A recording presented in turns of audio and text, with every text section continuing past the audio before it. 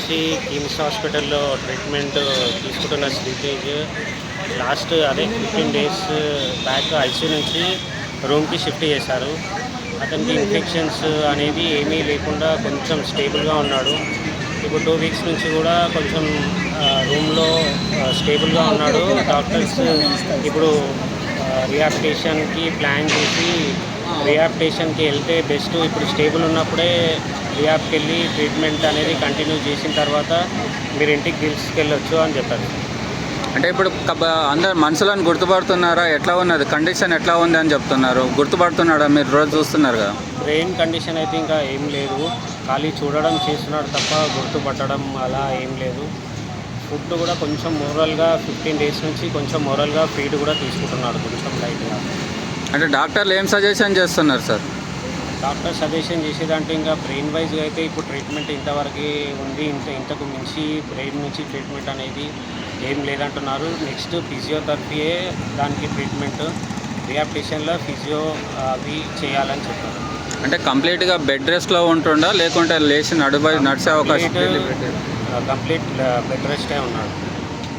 Bed rest అంటే food తీసుకోవడము, మందులు తీసుకోవడము మీరే అలా తనకు తాను తీసుకునే అవకాశం ఏమైనా ఉన్నదా? నోట్ నుంచి ఏమీ లేదు.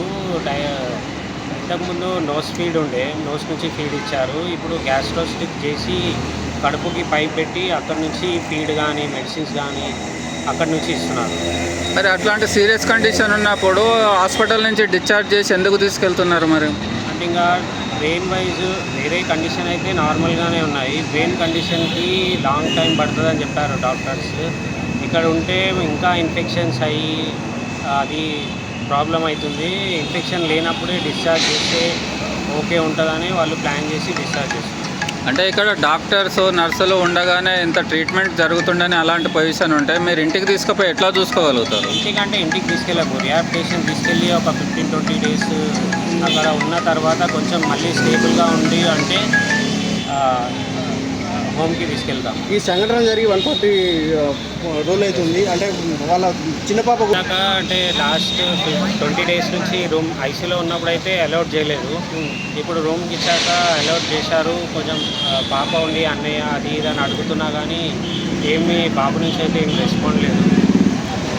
మీకు గవర్నమెంట్ అభయం ఇచ్చింది కదా, మేమే ఖర్చు పెట్టుకుంటామని. ఇప్పుడు గవర్నమెంటే పెడుతారా, మీరు సొంతంగా ఖర్చు పెట్టుకుంటారా? సెకండ్ డే నుంచి ఫస్ట్ డే నుంచి అయితే మాకు సపోర్ట్ ఫిలిం ఇండస్ట్రీ నుంచి అదే పుష్ప టీం నుంచి వాళ్ళు సపోర్ట్ చేశారు.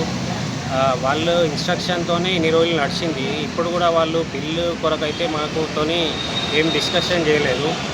మీకు డిశ్చార్జ్ అనగానే వాళ్ళు ఓకే అన్నారు. ఇంకా వేరే ఏం అడగలేదు వాళ్ళు. ఇప్పుడు మీరు ఫైనల్గా ఏం చెప్పాల్సుకున్నారు?